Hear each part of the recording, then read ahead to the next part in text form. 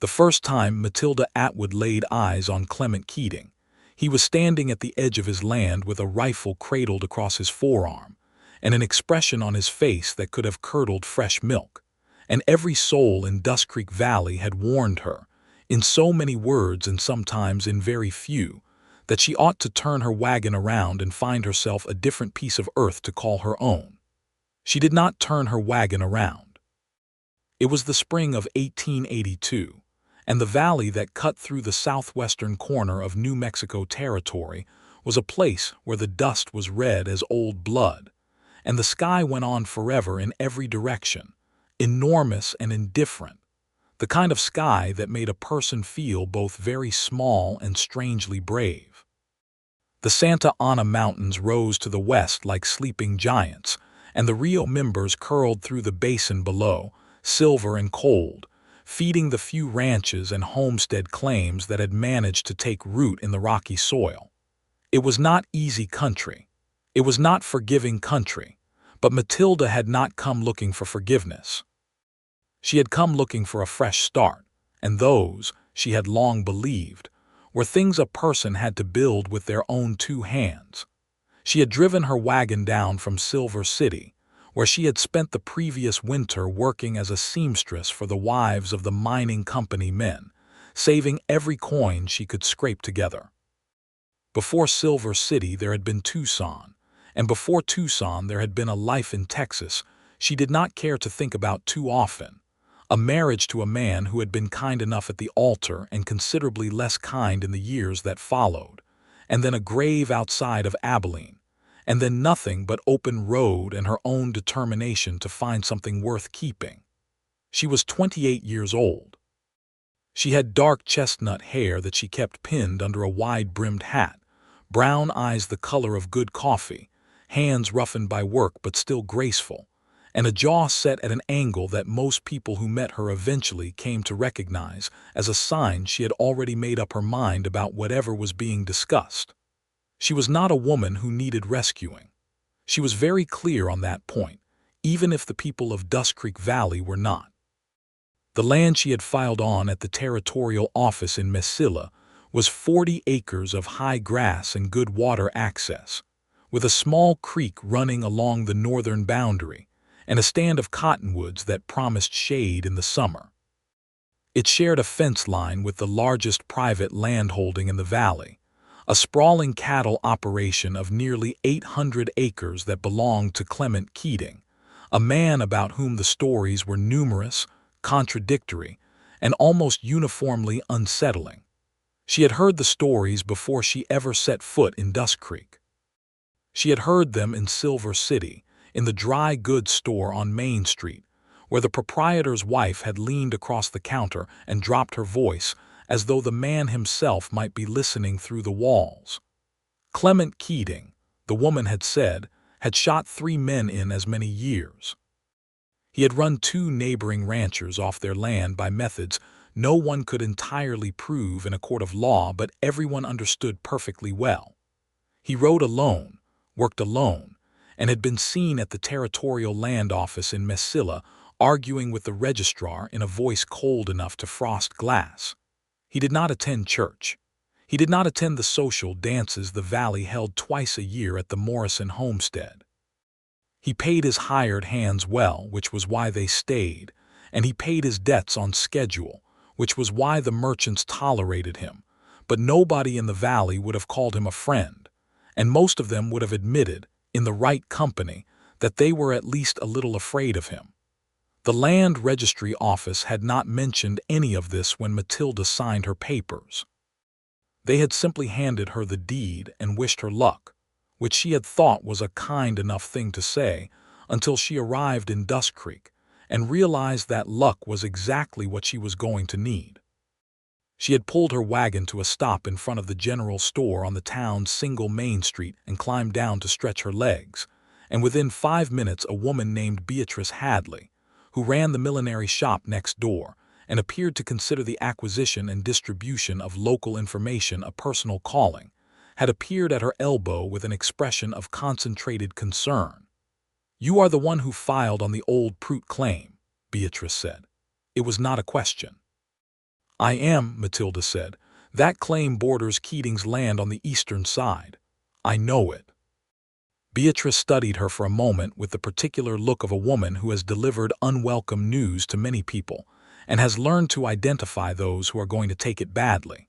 Matilda did not appear to fall into that category, which seemed to confuse her slightly. He has driven off every homesteader who has tried to settle that parcel in the last 4 years, Beatrice said carefully. The Prouts themselves left in the middle of the night 2 years ago. Nobody knows exactly what happened, only that Mr. Prout came into the store the morning before they left and bought a bottle of whiskey and did not say a single word to anyone, and by the next morning their wagon tracks were heading north. He drove off the Prouts, Matilda repeated. I cannot say for certain that he did. I am only telling you what people believe. Then I thank you for your candor, Matilda said, and went inside the general store to buy flour, salt, dried beans, lamp oil, and a new length of hemp rope, because she was going to need to repair the fence along the western boundary, and she preferred to work with good rope. She drove out to the claim that afternoon and spent the remaining daylight hours walking her land, which is to say walking the land that was now legally and officially hers under the Homestead Act of 1862, checking the creek for flow, testing the soil with her fingers, counting the cottonwoods, and making a list in her head of everything that needed to be done before she could call the place livable. The sod house the Prouts had built was still standing, which was a mercy. The roof had held through the winter, the walls were solid, and with some work on the door and the shutters she reckoned she could be sleeping inside before the week was out. She did not see Clement Keating that first afternoon. She saw the boundary fence between their properties clearly enough, a long run of cedar posts and barbed wire stretching north to south across the flat ground, and she saw the gate set into the fence near the midpoint, a simple wire gate that one could open by lifting a loop of wire from the post. She noticed that the gate was currently closed, and that on his side of the fence the land was open and grazed, his cattle visible in the middle distance, dark shapes moving slowly through the tall grass. She worked until the light gave out completely, then ate a cold supper of cornbread and dried beef sitting on the wagon board, and slept that first night in the wagon under 3 blankets because the high desert cold had no manners and cared nothing for the season on a calendar. She saw him the next morning. She was mending the western fence, where 3 posts had leaned so far they were nearly horizontal, and she heard hoofbeats before she saw him, the deliberate pace of a horse being ridden by someone who is in no hurry because they own the ground they are walking on. She straightened up from her work and turned, and there he was on the other side of the boundary fence, sitting a big gray roan horse, and looking at her with an expression that contained no welcome whatsoever. Clement Keating was 34 years old, and he looked it, which in this country meant he looked like a man who had spent those years in wind and sun and hard work, and had been shaped by all 3 into something lean and weathered and not easily moved. He was tall in the saddle, broad across the shoulders, with dark hair gone slightly gray at the temples and a jaw covered in several days of dark stubble. His eyes were the particular shade of gray that could look silver in bright light and nearly black in shadow, and at this moment, with the morning sun behind him, they were very dark indeed. He wore a plain canvas coat over a collarless shirt, worn trousers tucked into boots that had seen better decades, and the rifle she had seen in his hands the previous afternoon was now in the scabbard on his saddle, though his right hand rested near enough to it that the message was clear. They looked at each other across the fence for a long moment. "You are on the Prout claim," he said.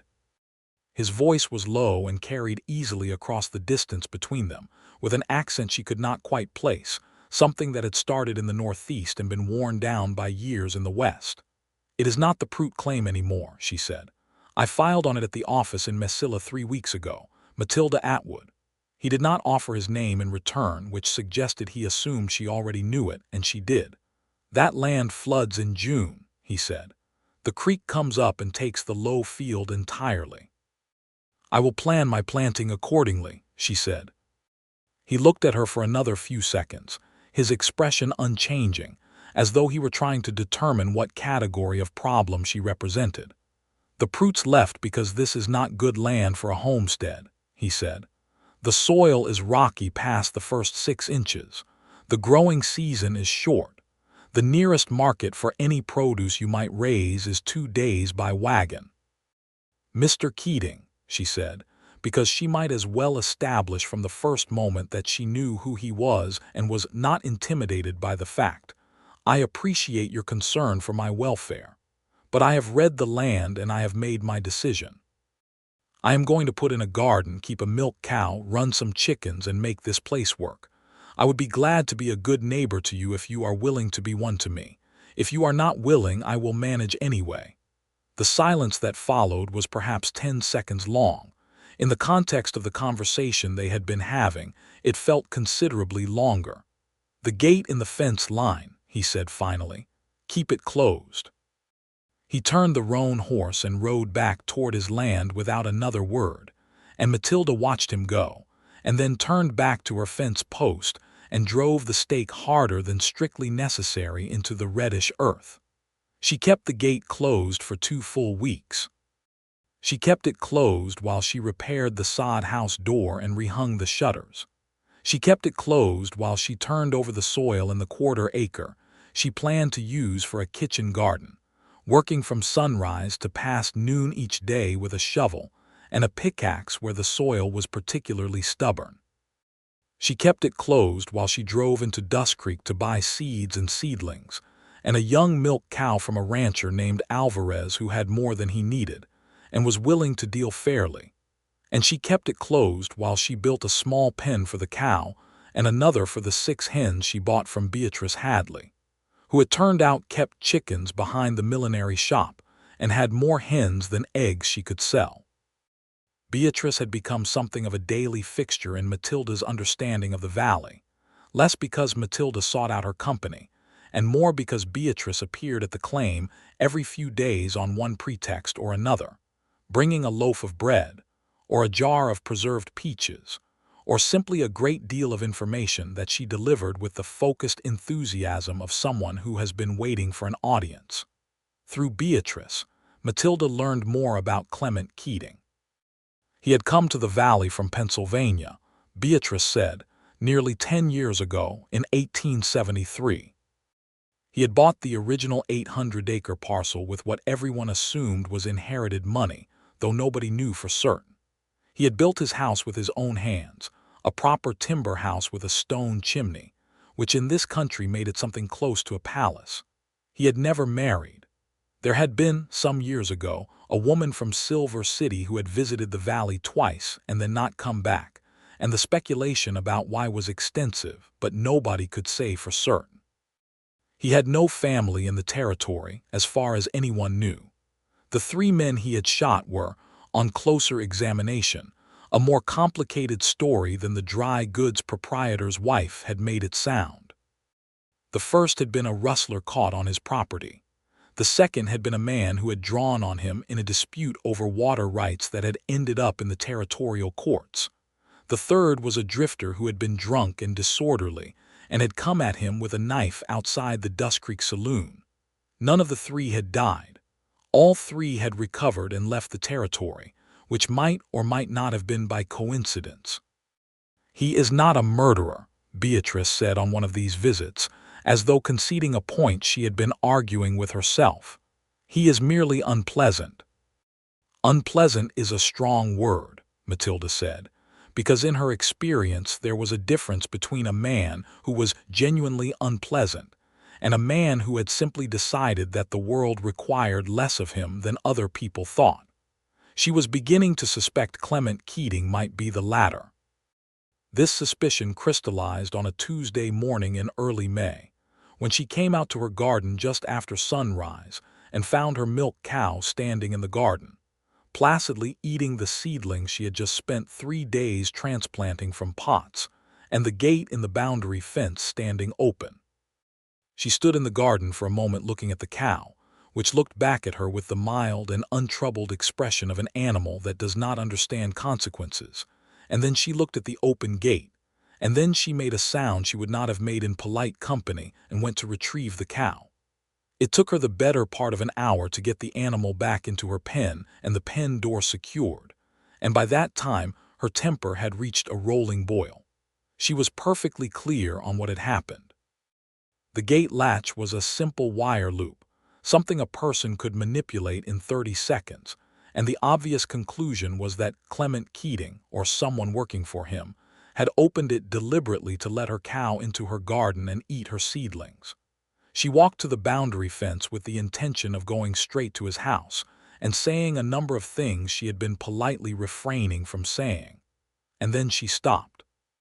Because she could see, from the fence line, that the latch on the gate was not broken or forced, and that the loop of wire was still in exactly the position it would fall into if a cow pushed against the gate from the inside.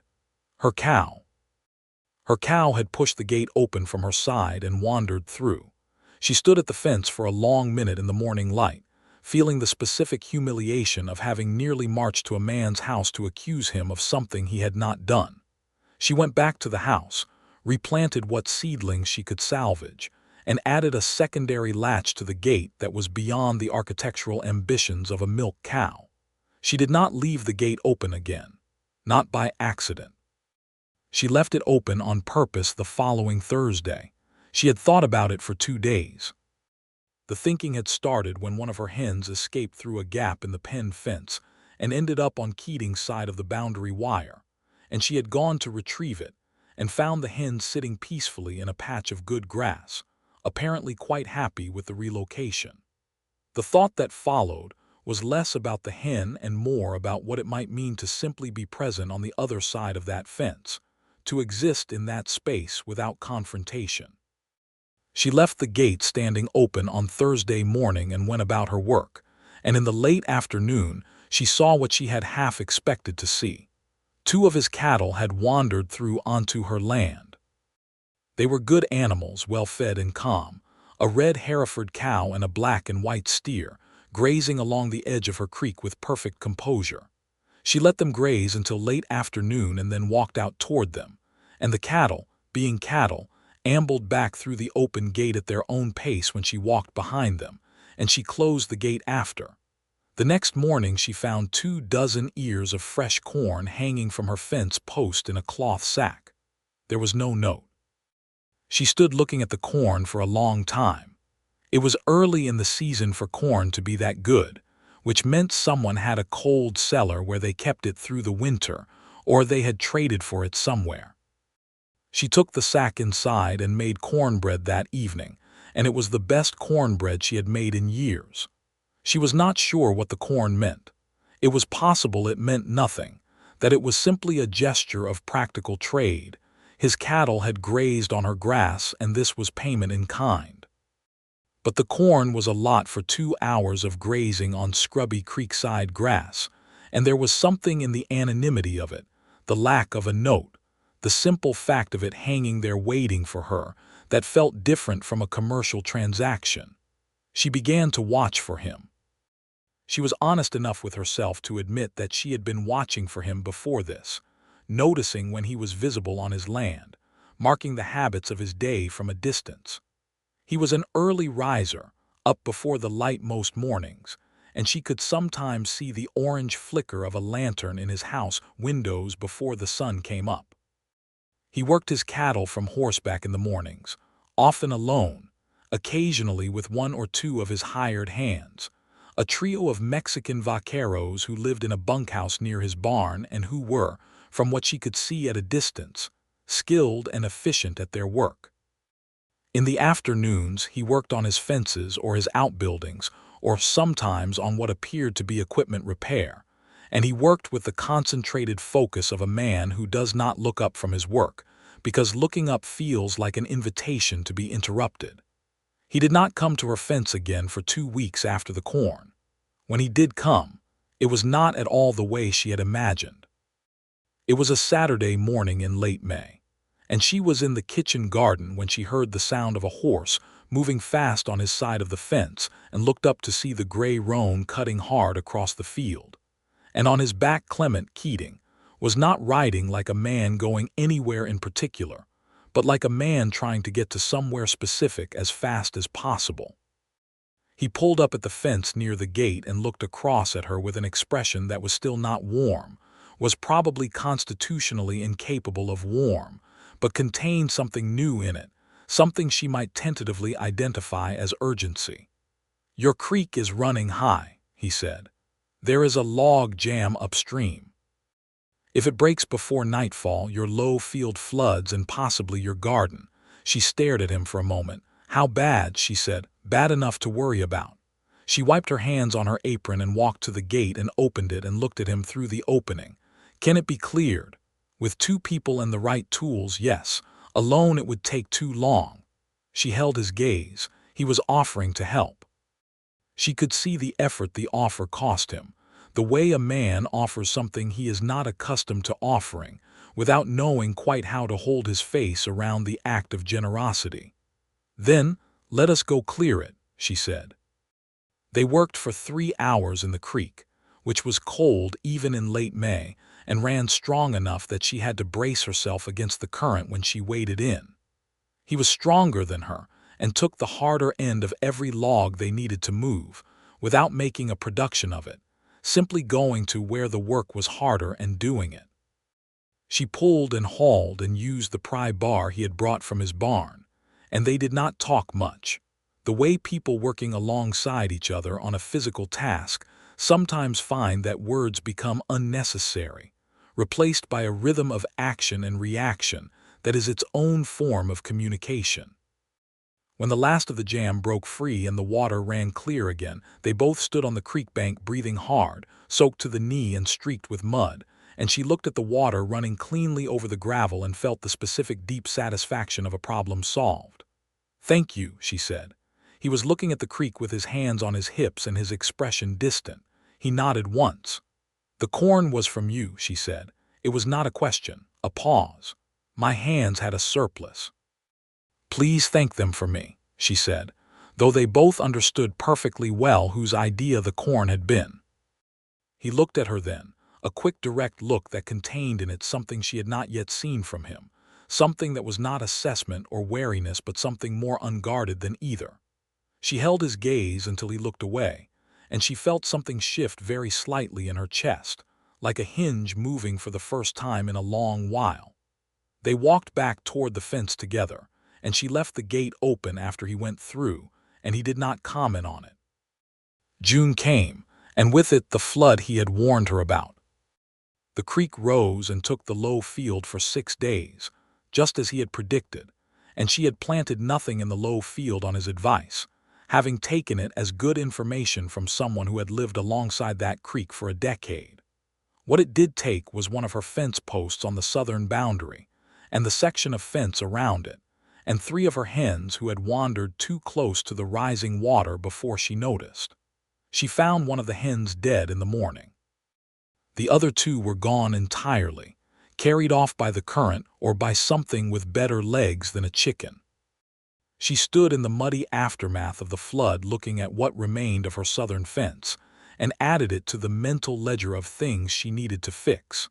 And she felt, for just a moment, the weight of all of it, the work and the isolation and the sheer enormous amount of effort required to make something out of nothing in this unforgiving country. She was sitting on the steps of the sod house that evening, too tired to cook a proper supper, eating cold beans from the pot and watching the stars come out one by one over the Santa Ana Mountains, when she heard hoofbeats on the track from Keating's land. He came through the open gate on the gray roan and pulled up at a respectful distance, and she looked at him and he looked at her, and she must have appeared tired because something in his expression changed just slightly. "I lost some fence on the south boundary," she said before he could speak. "I know, I can see it from my upper field. I have the wire. I need to reset 2 posts. I can bring the post driver tomorrow morning." She looked at him for a moment. The post driver was the mechanical kind, a heavy sliding weight on a pipe, and it made the work of setting fence posts significantly faster. She had been doing it by hand with a sledgehammer. "I would appreciate that," she said. He nodded and turned the horse and then stopped, turned back. "Have you eaten?" he asked. The question came out with the slightly awkward weight of someone asking something they had thought about more than they wanted to admit. "Beans," she said. Another pause. "There is elk stew at the house. My hand Rodrigo makes it on Fridays, and there is always more than we need." She looked at him steadily. He was looking at a point somewhere past her left shoulder, which was, she was beginning to understand, how he looked at things that mattered to him. She had noticed that he looked directly at problems at his work, at things he needed to assess. The things he was uncertain about, he looked past. "I will get my hat," she said. She had never been inside the house, and it was nothing like she had imagined it. She had imagined something austere and cold to match the man, bare walls and hard furniture and the particular bleakness of a space where no one expects comfort. What she found was austere, yes, but not cold. The main room had a stone fireplace large enough to stand in, and the walls were hung with a few good prints, botanical illustrations, the kind she had seen in the homes of educated people back east, slightly incongruous in a timber ranch house in New Mexico territory, but not unpleasant. There were bookshelves on either side of the fireplace, genuinely full bookshelves, not the decorative kind, and the books were worn and marked, and had clearly been read more than once.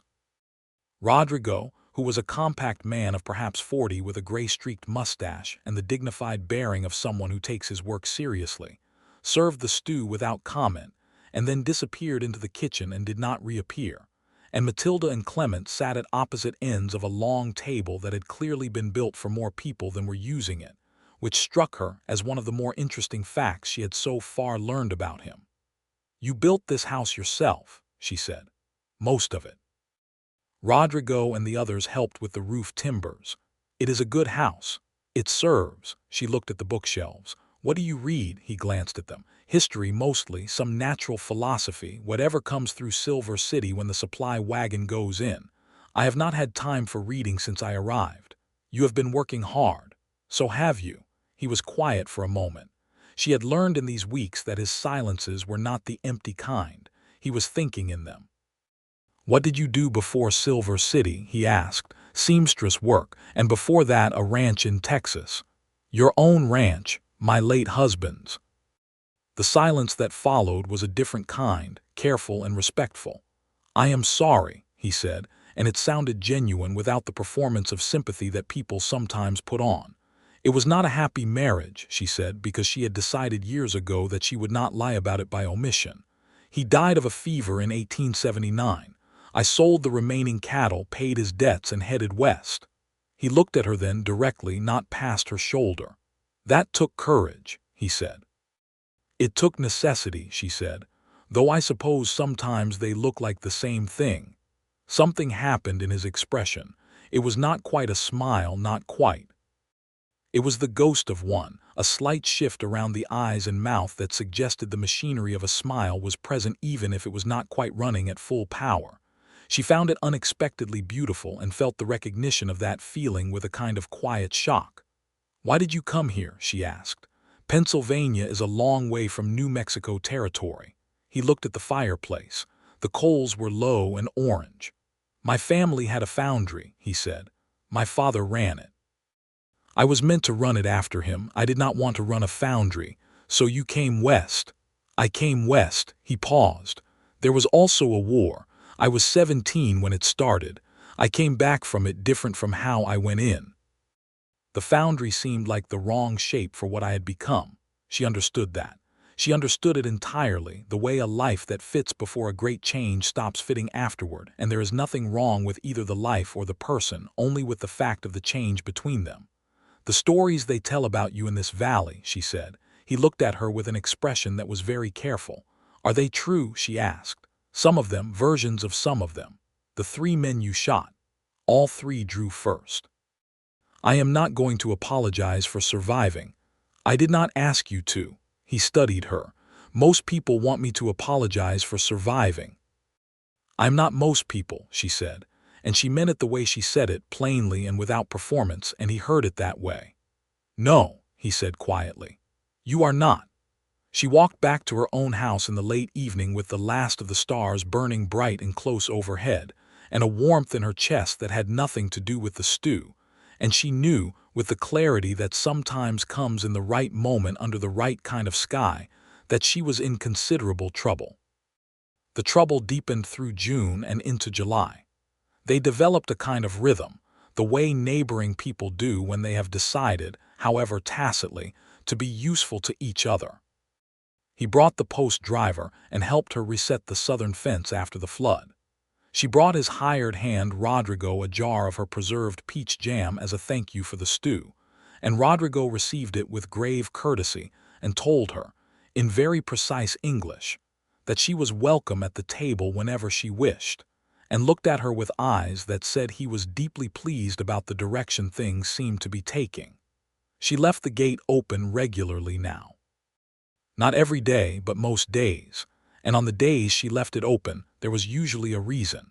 His cattle needed the creek access on her side, because his own water sources were running low in the dry summer heat, or she needed to move across his land to get to the track toward town, because the creek crossing on her south boundary was still muddy from the flood.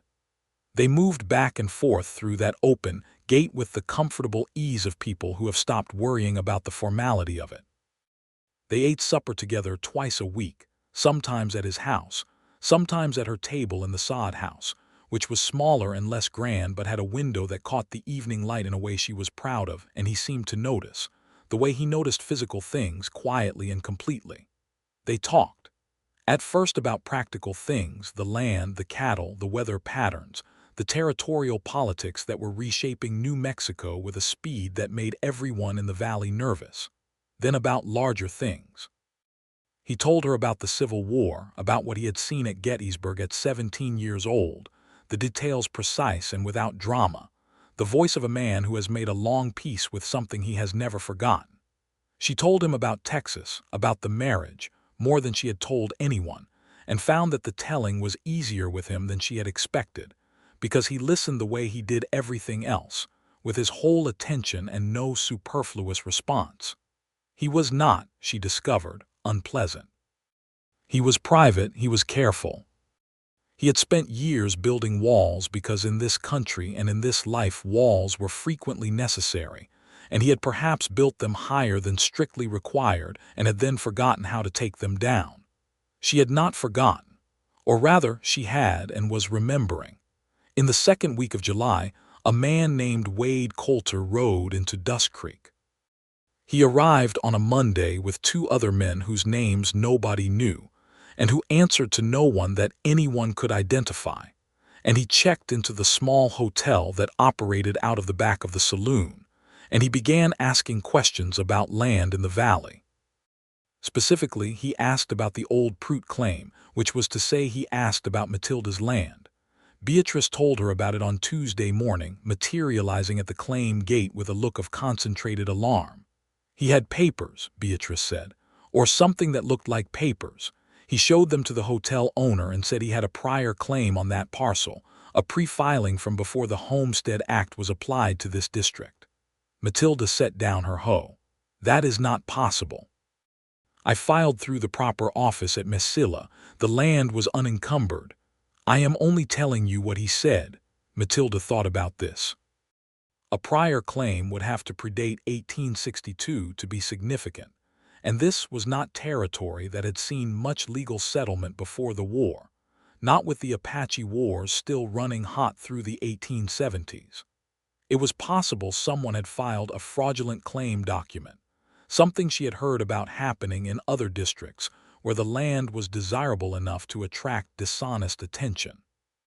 She drove to Dustcreek that afternoon and found Wade Coulter in the saloon, which was not a place she entered by custom, but entered now by necessity. He was a big man, florid and heavy, with small eyes that assessed her the way a man prices livestock, and his two companions sat at a table behind him doing the same thing with less subtlety. "I understand you have an interest in my land," she said. He smiled at her with the wide, easy smile of a man who has never had to earn anything with honest work. "Mrs. Atwood," he said, "I have a prior filing on that parcel from 1876. The Pruits were squatting illegally, and so, I am afraid, are you? The Pruits filed legally through the Matilda office, she said. As did I. If you have a prior claim, you would need to prove it in the territorial court. I intend to. She looked at him steadily. Then I will see you there. She drove back to the claim and sat in her house until the light faded, thinking. She had not told Keating about any of this, had been managing her affairs independently as she preferred, but she also knew that she could not fight a fraudulent land claim alone, not without legal counsel she could not afford, not without someone who knew the territorial courts. She went to the boundary fence at dusk and leaned on the wire and looked at his land, and after a while she could see him in the distance, moving among his cattle on the gray roan, and she waited, and after perhaps half an hour he saw her waiting and rode over. She told him about Coulter. All of it without softening any of the details or making herself sound less alarmed than she was. He listened with his eyes on the fence wire, his jaw tight. Coulter, he said when she finished. I know that name. He has tried this in 2 other districts, Grant County and Doña Ana, fraudulent pre-homestead claims. He forges documents. Can he be stopped? He can be. You need the original filing records from the Matilda office and a territorial judge who is not in his pocket. There is a judge in Las Cruces, Wendell Hartman, who is known to be honest and who has handled cases like this before. He was looking at her now directly. I can ride to Las Cruces, he said. Hartman owes me a professional courtesy from a boundary case 3 years ago. I am not asking you to fight my battles, she said. I know you are not asking, he said. I am offering. The distinction hung between them for a moment, and she felt the weight of it, not the weight of obligation, but the weight of something else entirely, the weight of a man choosing to walk into your trouble because he wants to be there. Will you go? She asked. Tomorrow morning. She looked at him for a long moment. Clement, she said. It was the first time she had used his first name, and she saw the effect of it, the slight catch, the thing that moved behind his eyes. Yes, he said quietly, as though answering something she had not said aloud. He left before sunrise the next day and was gone for 3 days, and those 3 days were the longest 3 days she had spent since driving into Dustcreek the first time. She did her work and watched his house across the fence and thought about the sound of his name in her own mouth and what it had looked like in his face. She also had a visit from Wade Coulter. He came to the claim on the 2nd day of Keating's absence, which suggested he had been watching, and he came with one of his men and without any pretense of politeness. You would save yourself considerable expense and unpleasantness, he said from the back of his horse, if you simply accepted a fair offer for the property and moved on. I will not be selling, she said. She was standing in her garden with a shovel in her hands, and she held it the way it had been designed to be held, which was to say firmly. There is no point in fighting this, he said, with the patient confidence of a man who has bullied many women and found it reliably effective. A woman alone on this parcel has no future here regardless of how the land dispute resolves. I am not alone, she said. He looked at her with the small-eyed calculation of a man who is revising his assessment of a situation. You have made friends with Keating, he said. He said it with a particular insinuation that she found deeply offensive. I have a neighbor, she said, with a precision that cut his insinuation cleanly off, and I suggest you take your offer and remove yourself from my property. Coulter's man started to move his horse forward, and Matilda did not move back. She stood with the shovel and looked at the man on the horse, and something in her stillness, the absolute refusal of retreat in it, made the horse stop of its own accord. Coulter looked at her for a long moment. Then he turned and rode away. She stood in her garden until they were out of sight, and then she sat down on the ground between the rows of beans and breathed carefully for several minutes until her hands stopped shaking. Clement returned on the evening of the 3rd day, coming through the gate in the fence line in the long golden light of late afternoon. She saw him coming and walked to the fence, and when he pulled up on the roan and looked down at her, she could read the news in his face before he said a word. Hartman will hear the case, he said. He knows Coulter's history. He has already sent to Mesilla for your original filing records and the land registry records for this district going back to 1860. If Coulter has a prior claim document, it will have to survive comparison with those records. She leaned on the fence and let out a slow breath. Coulter came here while you were gone, she said. His expression sharpened immediately. What happened? He made an offer. I declined it. His man tried to make something of it and I did not move and they left. The look on his face was something she had not seen there before, a kind of fierce pride mixed with something that might have been anger on her behalf, and also something else underneath both of those, something tender. You did not have to stand alone, he said. I know, she said, but I did and it was fine. He was quiet for a moment. I know you do not need protecting, he said. I know you know that, she said. That is why I told you.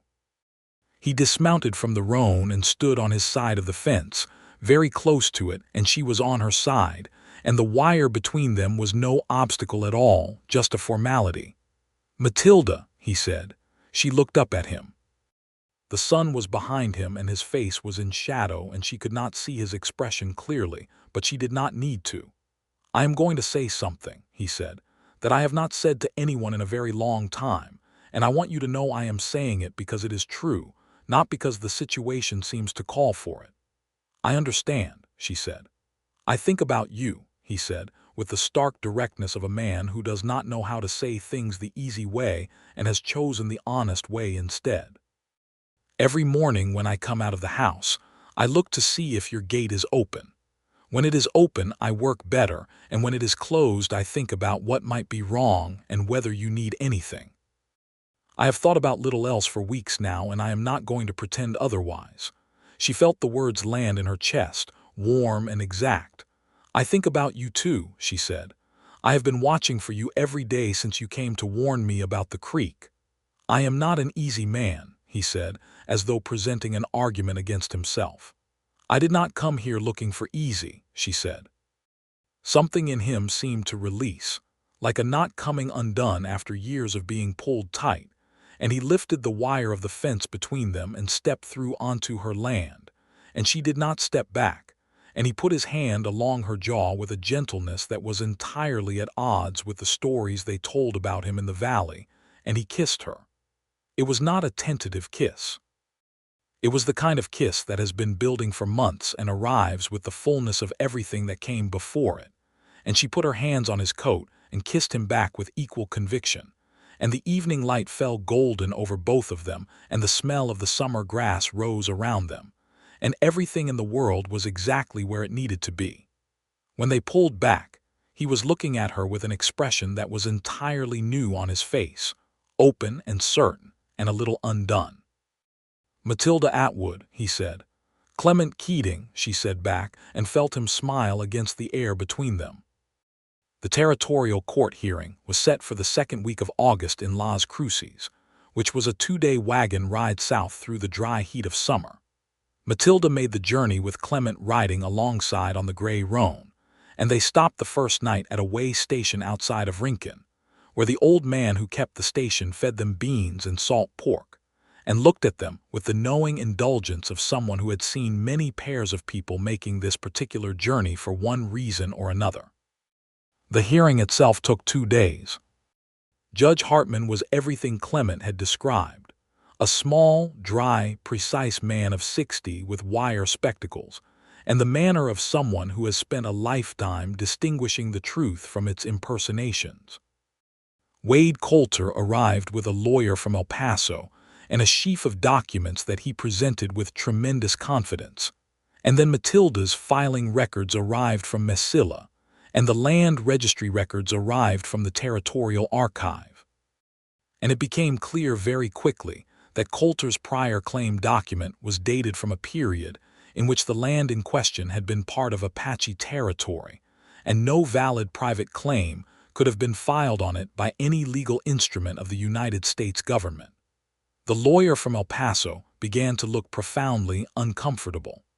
Judge Hartman looked at Coulter over his spectacles with an expression that required no words to interpret. The case was dismissed on the second morning. Matilda's claim was confirmed. Coulter was warned about the consequences of fraudulent document claims under territorial law, and from the way he left the courtroom, quickly and without looking at anyone, she thought the warning had been received.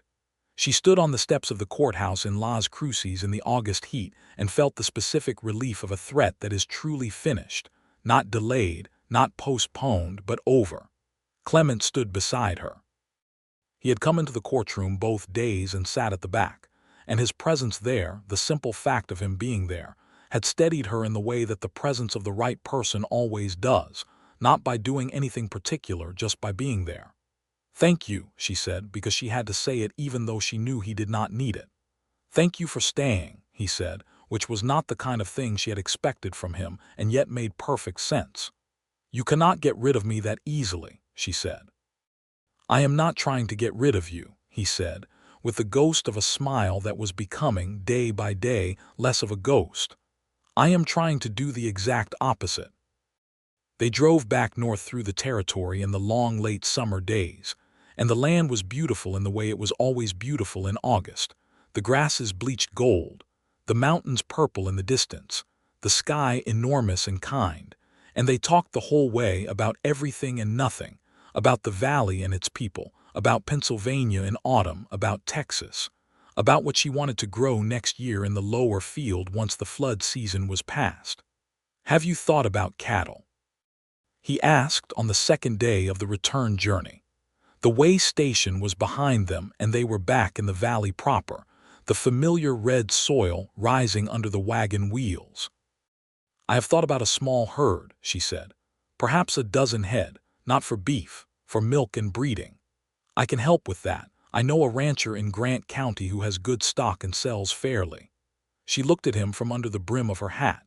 They had been doing this for weeks now, she and he, talking about the future as though it were a shared project, as though the fence line between their properties were less a boundary and more a formality that neither of them intended to respect indefinitely. "Clement," she said, "yes. When we get back, I would like to have a proper conversation about what we are to each other." He was quiet for a moment. The roan walked steadily beside the wagon. "I would like that too," he said. They had that conversation at his table on the evening they returned, with the fire low and the valley dark and quiet outside the windows. And it was not a long conversation because neither of them needed many words for things they already knew. He asked her to marry him in the same way he had said most of the important things he had said to her, directly and without decoration, because he was not a man who owned decorative language and she would not have wanted it from him anyway. She said yes in the same way. He reached across the table and took her hand, and held it with the same care he used for things that mattered to him, and she felt, for the first time in a very long time, the particular deep safety of being in exactly the right place. They were married in October, at the Morrison homestead, where the valley held its social dances, by the circuit preacher who came through the valley twice a year. It was the first social event Clement Keating had attended in the valley in nearly a decade, and the attendance was remarkable, not just from the immediate valley community but from families as far as 20 miles out, drawn by a curiosity that Matilda suspected had as much to do with seeing whether Clement Keating was capable of standing in a room and not frightening everyone as it did with any genuine celebration. He stood through the ceremony with the focused quiet of a man on important ground, and when the preacher reached the part where he asked if there were any present who objected to the union, there was a silence so complete you could hear the cottonwood leaves in the yard, and then Beatrice Hadley, who was standing in the second row, turned around and glared at the assembled company with an expression that strongly suggested she would deal personally with anyone who chose this moment to be difficult. Nobody objected. He kissed his bride with more warmth than anyone in Dustcreek Valley had believed him capable of, and Matilda heard actual gasps, which she found deeply satisfying. Rodrigo had spent the previous 2 days cooking for the wedding supper, and the food was extraordinary, a fact that Beatrice acknowledged loudly and repeatedly as evidence that she had never been wrong about anything in her life. After the wedding, the question of what to do with 2 separate properties was answered by the practical fact that they loved each other and intended to be together, and the further practical fact that the sod house on her claim was not large enough for two people who intended to be a family, and his house was a proper timber house with a stone fireplace and bookshelves and room to grow. They filed papers at the territorial office to combine the two parcels into a single holding, which gave them an 840-acre operation that was, by the standards of Dustcreek Valley, a genuinely significant piece of the country. They kept the gate in the fence line, because it was where their story had started, and because it had been open more often than closed, and they saw no reason to change that. She moved her things into his house in the first week of November, when the aspens on the high slopes had gone entirely gold, and the mornings were sharp with the first edge of winter. He had cleared half of his bookshelves for her things, which she found more touching than she had the words to say, and she arranged her books alongside his and found, as she had expected, that they complemented each other perfectly. She brought her milk cow and her remaining hens and integrated them into his existing operations, and her presence in the daily management of the ranch brought an organization and attention to detail that his hired hands, Rodrigo in particular, received with enormous relief. She and Rodrigo developed a working relationship that was genuinely collegial, based on mutual respect and a shared understanding that the functioning of a household and a ranch operation were not separate concerns, but one continuous enterprise. Winter in the valley was cold and quiet and very beautiful, the long nights full of stars and the days short and clear and blue. They read by the fire in the evenings and argued pleasantly about history and talked about the land, and worked through the close practical problems of running a ranch in winter. And Matilda was happier than she had been since childhood, and she could see that he was too, in the way happiness shows in a person who is not accustomed to it, carefully, and with a kind of ongoing wonder. She learned things about him in those winter months that she could not have known from the distance of a fence line. She learned that he had nightmares sometimes from the war, brief and violent, and that the right response was to put her hand on his back and say nothing until they passed, and that afterward he would lie awake and she would lie awake beside him, and they would talk quietly about whatever came to mind, the way you talk in the small hours of the morning when the darkness strips everything down to what is real. She learned that he was a better cook than he let on, and that he chose not to let on because he preferred that Rodrigo feel indispensable, which was the most generous thing she had discovered about him. She learned that he had a habit of touching the spines of his books when he walked past the shelves, just a brush of his fingers, as though checking that they were still there, and this habit charmed her so completely that she could not look at it without feeling something almost painfully warm.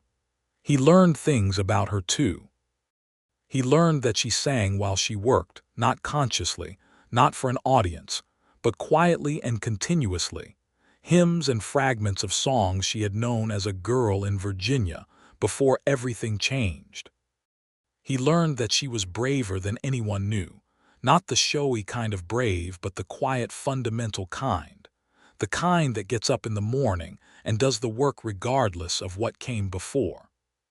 He learned that she cried once in January over nothing and everything, over the accumulated weight of all the hard years, and that she was embarrassed by it, and he sat with her in the kitchen with his hand on her hair and said nothing at all, and she told him afterward that it was the right thing to do, and he was absurdly proud of himself for knowing it. Spring came back to the valley in 1883 with its usual dramatic announcement, the creek running high and then clear, the first green coming up through the red soil like an argument against winter, the cattle restless and beginning to look at the open ranges with the alert intelligence of animals that know what season this is. Matilda planted her kitchen garden in March and her lower field in April, the low field that had flooded the previous June but that had dried well and was, as she had suspected, excellent soil once the water drained from it. She put in corn and squash and a long row of beans, and she put in a kitchen herb garden along the south wall of the house that Rodrigo tended with a proprietary pride that she encouraged, because the herbs were better when he tended them than when anyone else did. She also bought her small cattle herd in March, 12 head of good Hereford stock from the rancher in Grant County that Clement knew, a mix of cows and 2 young bulls, and the small herd grazed the eastern pasture of what had been her original claim land, and added a revenue stream to the operation that was not entirely dependent on the beef market, which was the right way to build a ranch in uncertain times. In April, she told Clement she was expecting a child. She told him in the morning before breakfast, when the light was just coming through the east window and he was at the table with his coffee and a week-old newspaper from Silver City, and she stood in the kitchen doorway and said it plainly, the way she said everything, and watched his face. He put down the newspaper. He looked at her for a long moment with an expression that was entirely new, something that had no predecessor in any face she had seen him make before, something wide open and almost frightened and more joyful than anything. He stood up from the table and crossed the room to her and put both hands on her face and kissed her forehead and then her cheek, and then held her against his chest with an urgency that said everything he was not going to say in words for a while, because he was a man who needed time to find the words for the biggest things. "Are you well?" he said into her hair. "Are you certain? Do you need the doctor from Silver City?" "I am well," she said. "I am very certain." "I will need the doctor, yes, but not today." He held her for a long time in the morning light with the sounds of the ranch waking up around them, Rodrigo moving in the kitchen, the cattle calling in the eastern pasture, the birds beginning their business in the cottonwoods. She felt his heartbeat under her cheek, steady and fast, a man whose heart was going faster than normal because he was, for the first time in a very long time, afraid of losing something he wanted to keep. The pregnancy was not easy in the high summer heat, but Matilda was not a woman who made her difficulties into a performance, and she continued her work at a modified pace with the practical accommodation of a woman who understands that her body is doing something enormous and important and deserves respect but not surrender. Clement was solicitous in a way that threatened occasionally to become over-solicitous, and she had to tell him twice, in clear and affectionate terms, that she was carrying a child and not made of glass, and each time he looked chastened, and then a week later returned to the over-solicitous end of the spectrum, because he could not entirely help it. She loved him for it. She loved the way his protectiveness came not from a belief in her weakness, but from the fact that she was the most important person in his world, and the idea of anything happening to her was simply not something he could think about calmly. The doctor came from Silver City in early October, as the aspens on the high slopes went gold again for the second time since she had arrived in this valley, and he confirmed everything they already knew and gave his professional opinion that everything was proceeding well and that Mrs. Keating was in excellent health. Mrs. Keating. She had not entirely stopped noticing it, the sound of it, the rightness of it. In the middle of November, in a year since she had arrived in this valley and changed everything about it, Matilda Keating gave birth to a son. He was born in the stone chimney house on a cold and clear night when the stars were extraordinary, and the birth was long and hard the way first births often are, and the Silver City doctor was present and capable, and Rodrigo kept the fire built high and the water hot, and paced the kitchen floor until dawn. Clement sat with her through all of it, which was not universally the practice among husbands of the time and place, but he had been clear on the point that he would be there, and no argument had moved him from it. When the child arrived, red and furious and indisputably alive, she heard Clement make a sound she had never heard from him before, something that was not quite a word, a sound that came from a place in a person where words have not yet arrived. They named him Henry, after nobody in particular, because they both liked the weight of it, the solid, reliable sound of it. Henry Keating was a child of contradictions from the earliest days, with his mother's brown eyes and his father's dark hair, and a temperament that could best be described as extremely interested in everything, which kept both his parents in a state of active alertness for the next several years. He crawled at 7 months and walked at 10, and by 12 months was attempting to follow his father everywhere on the ranch, which required a new category of vigilance from everyone involved. Beatrice Hadley came to meet the baby in December, arriving with an enormous quantity of wool blankets she had knit herself and an expression of complete vindication, because she had, she said, always known this was going to happen. From the very first day Matilda Atwood drove her wagon into Dustcreek, she had known. "You said she ought to turn her wagon around," Rodrigo said pleasantly from the kitchen doorway, and received a look from Beatrice that suggested he would be well advised to return to whatever he had been doing. The winters began to settle into a rhythm of their own, distinct from the ranch rhythm of the working seasons, but just as full. They read together, they argued about things they had read, they planned for the next year's operations. They received occasional visitors from the valley who came for one reason and stayed for another, drawn by the particular quality of welcome that characterized the Keating house, which was Matilda's quality, the warmth she had brought with her from a life that had been cold in places, and had made her determined that wherever she lived would not be cold again. Clement worked alongside her in everything.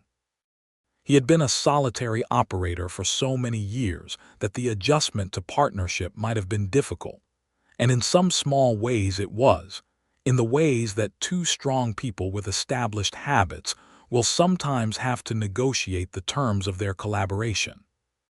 But what she had come to understand about him was that his solitude had never been a preference but a default, the thing he had fallen into when there was no one worth the difficulty of opening up for. And now that there was, now that she was there, the opening up came more naturally than he had expected, easier each season than the last, as though the habit of sharing, once begun, wanted to go further. She saw him laugh, genuinely and without restraint, for the first time in the second spring, when Henry, at 5 months old, grabbed his father's nose with both hands with an expression of profound scientific interest. And the laugh that came out of Clement Keating was so unexpected, and so full that she had to turn away for a moment because the sight of it was almost more than she could hold. She turned back and he was looking at her over the baby's head with the particular look he had when he wanted to say something he did not have the words for yet, and she smiled at him, and he smiled back, and it was the same as the first ghost of a smile she had seen from him in the kitchen garden all those months ago. Only now it was entirely real and entirely his, unhaunted by anything. The valley itself changed around them in the years that followed.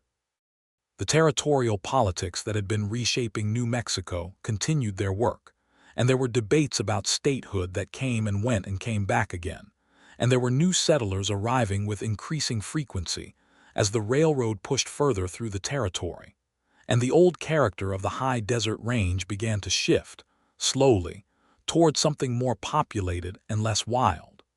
Clement watched these changes with a mixture of emotions she came to understand well over time. He had come to this valley when it was genuinely remote, when the nearest town of any size was a full day's hard ride, and part of him would always belong to that version of it. But she also saw in him, growing alongside the other things, an acceptance that the world moves, that it cannot be held still by any amount of rifle carrying or reputation building, and that the things worth protecting were not the landscape but the life within it. The ranch prospered. The combined acreage of her original claim and his established land gave them room to diversify in the ways she had always planned for. The milk cattle, the kitchen garden grown now to a proper market garden supplying the Dustcreek store with vegetables through the growing season. The chickens expanded to a proper operation that supplied eggs to half the valley. The beef cattle Clement had always run continued to run, managed by Rodrigo and the other vaqueros with the smooth efficiency of an operation that knows what it is doing. Rodrigo himself became, over these years, something indistinguishable from family, though none of them ever said so in so many words, because in this time and this place, there were things that were understood between people and did not need to be spoken. He taught Henry to ride before the boy could properly articulate a request to learn, and he taught him, quietly and with enormous patience, some of the Spanish that was the other language of this territory, the one that predated every other claim to the land by centuries. There were injustices in the valley that Matilda did not look away from, because she had never been the kind of person who could look away from what was wrong and continue feeling right about herself. The Apache people who had known this land before any of them had been pushed further and further onto the reservation lands to the south, a process that had been underway through the 1870s and continued now with a combination of military pressure and bureaucratic diminishment that she found deeply troubling. She talked about it with Clement, who had seen enough of the Apache wars in his early years in the territory to hold the complexity of it without pretending it was simple. The land was theirs, she said once, sitting by the fire in the winter of their second year. It was, he said, and we are here on it. We are. I do not know how to make that right. I do not think it can be made entirely right, he said. I think the best a person can do is not add to the wrong and treat the people they encounter with the respect that is owed to human beings regardless of who holds the deed. It was not a satisfying answer, because there was no satisfying answer, but it was an honest one, and she held it alongside the rest of the things she could not make simple, and she did what she could within the scope of her actual life, which was to deal fairly and directly with every person who came to the ranch or whom she encountered in town, regardless of where they had started. In the spring of 1885, when Henry was 2 and running at full speed in every direction and talking at the same pace, Matilda told Clement she was expecting again. He received this news with the same expression he had worn the first time, the wide-open something that had no name in his ordinary repertoire, and this time it came faster, the fear a little quieter and the joy a little louder, the way things shift when you have survived something once and know you can survive it again. This pregnancy moved differently than the first, faster and with more specific discomfort in the middle months, but also with a confidence that the first had not contained, because this time she knew what the destination was. She had been there before and found it extraordinary. In October of 1885, 3 years nearly to the day after Matilda Atwood had driven her wagon down the track into Dustcreek Valley, Matilda Keating gave birth to a daughter.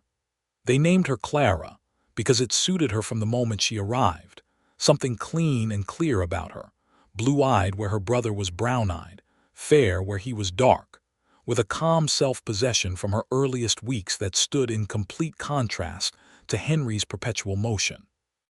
The 4 of them settled into the life that had been building itself around them since that first morning across a fence line. And the life was full and warm and specific in the way that lives are when they are genuinely lived and not merely survived. Henry at 3 was his father's shadow wherever the work happened outside, which Clement managed with a patience nobody who had known him before Matilda would have predicted from him, crouching down to explain things to his son at 3-year-old level with the same careful attention he brought to everything else. Clara at 6 months was passed between Matilda and Rodrigo and Beatrice Hadley, who had by this time appointed herself a kind of honorary family member, and arrived at the ranch twice a week without any particular invitation, and with always something useful in her hands. Beatrice had softened slightly over the years, or perhaps they had all simply become better at reading each other. She and Clement had arrived at a functional, if warily cordial relationship, built on a mutual respect for Matilda and an acknowledgement, never spoken aloud, that they had both been right about her in their different ways and wrong about the degree to which it would all work out. In the 5th year of their marriage, Clement did something that surprised nearly everyone in the valley, including Matilda, though she understood it immediately once she saw what it was. He rode into Dustcreek on a Tuesday morning and sat down with the editor of the small valley newspaper that had started publishing monthly the previous year. And he gave a public statement relinquishing any claim his operation had historically made to the water access rights on the Rio members below the canyon, rights that had been disputed for years with the smaller homesteads further down the basin. He simply let the rights go, which was the kind of thing that a man with a good water source on his own land and 800 acres of established range could afford to do, and which went a considerable distance toward rearranging the way certain people in the valley thought about Clement Keating. He came home and did not mention it, and she found out about it from Beatrice 3 days later, and when she asked him why he had not said anything, he looked at the bookshelves. "It was the right thing to do," he said. "I did not need recognition for doing the right thing." She crossed the room to him and took his face in her hands and looked at him until he stopped looking at the bookshelves and looked at her instead, and she said, "You are a good man, Clement Keating." The ghost of a smile was long gone by now, replaced by the real thing, which he wore more often than not these days and which still, even after years, caught her sometimes in an unguarded moment and made her feel the same thing she had felt that first evening across the fence line. "I have had good teaching," he said. "Do not be sentimental," she said, and kissed him, and he kissed her back with the same conviction as the first time, across the fence with the evening light golden on both of them. And they were still standing in the main room when Rodrigo came in from the kitchen and turned immediately around and went back out. And from the kitchen, they could hear him beginning to sing one of his ranching songs to no one in particular, and at considerable volume. The years unrolled steadily, each one settling something that the previous one had left slightly uncertain, each one adding a layer to the thing they were building together on this red-soiled piece of the New Mexico territory. Henry grew from a small tornado of a child into a serious and curious boy who read his way through both of his parents' bookshelves by the time he was 10, and began requesting books from Silver City with a specificity that delighted his father. Clara grew into a girl of such composed determination that more than one visitor to the ranch met her at age 4 and said, with a kind of respectful bewilderment, that they had never met a 4-year-old who seemed so entirely certain of her own opinions. Matilda watched her daughter and thought, "Yes, that makes sense," and looked at her husband and found him looking at Clara with an expression that said the same thing. The ranch continued to grow in the careful, deliberate way that Matilda had always planned for, not the reckless expansion of a man trying to control everything around him, but the organic growth of an operation that knows its soil and its water and its limitations and works within them intelligently. They added to the cattle herd in good years and trimmed it back in dry ones. The market garden was a genuine success by the 3rd year, supplying not just Dustcreek but, through the network of the new territorial merchants, a few hotels in Silver City that wanted fresh produce and were willing to pay for it. They hired 2 more men over the years, a young Texan named Pete Chambers who was excellent with horses and entirely without pretension, and an older man named Oscar Holt who had come west from Ohio for the same reasons most people came west, a life that had stopped fitting and a horizon that seemed to promise a different shape. Both men were good workers and decent people, and both of them came to understand within their first week on the Keating Ranch that the woman who ran the household also effectively ran the operation, and that this was a fact Clement Keating was not only aware of but genuinely proud of, and that anyone who had a problem with it should make arrangements to work somewhere else.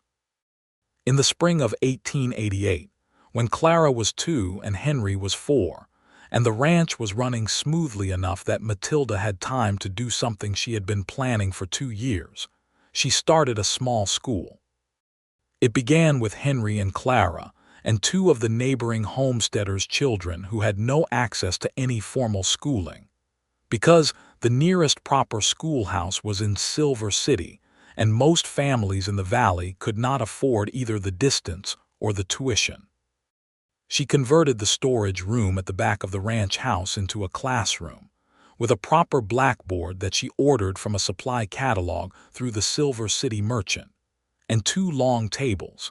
And she taught reading and arithmetic, and a version of geography and history that incorporated the actual history of the land they were standing on, including the history of the people who had been there before the current occupants, which was not universally the approach taken in territorial schoolhouses, but was the only one she found honest. Word spread, as word does in a valley where information is a primary form of social currency, and by the end of the first year she had 8 students, and by the end of the second year she had 12, and the storage room had been replaced by a proper addition to the house that Clement and Pete Chambers and Oscar Holt built in the fall of 1889, a schoolroom with 4 windows and good light, and enough benches for 15 children.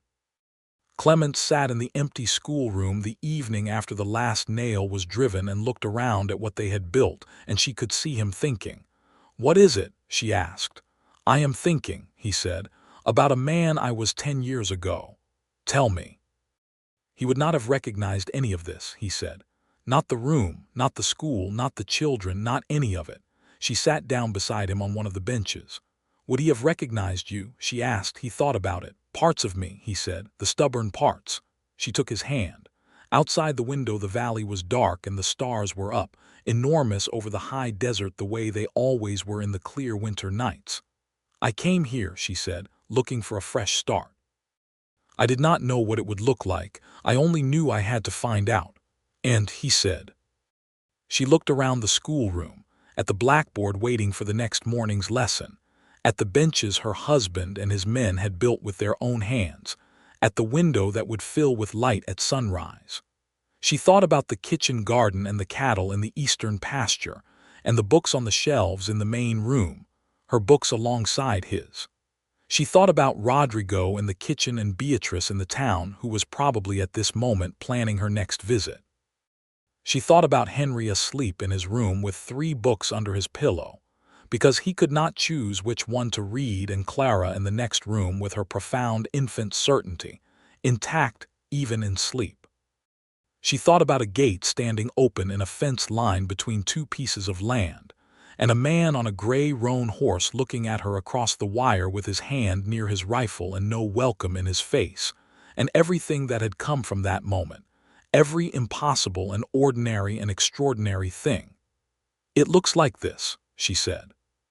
He brought her hand up and pressed his mouth to her knuckles, the formal gesture of a man who sometimes found the formal route to the deepest things, and held her hand against his chest where she could feel his heart.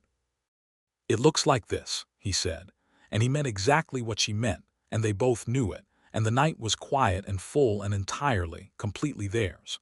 Henry grew and Clara grew, and the schoolroom filled and the ranch ran, and the seasons came and went in their orderly procession across the red and gold and green of the New Mexico territory, and the gate in the fence line between what had been 2 separate claims stayed, almost always, open, not because either of them had forgotten to close it, but because it was the thing they had decided, in all the ways that people decide things without ever quite putting them into words, to leave open, permanently, as a kind of reminder of where everything had started and as a demonstration, available to anyone who happened to look, of the difference between a boundary and a wall. In the spring of 1890, Dustcreek held its first proper school exhibition, where the students of Matilda Keating's school read aloud from the texts they had been studying and demonstrated their arithmetic and answered questions from the assembled parents. And the valley turned out for it with an enthusiasm that surprised no one who knew what the valley had been lacking. Henry, at 7, read a passage from a history of the Western Territories in a clear carrying voice that he had inherited from his father, and Clara, at 5, was technically not yet a student, but had absorbed enough from being present in the schoolroom to stand up uninvited when Henry finished and recite the multiplication table through 12, with the focused precision of someone who wants to make a point.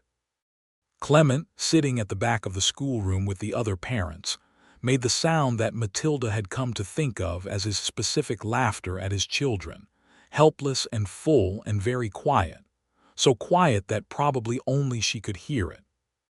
She was standing at the front of the room in the teacher's position, and she looked back at him across the heads of the assembled children and parents, and he looked at her.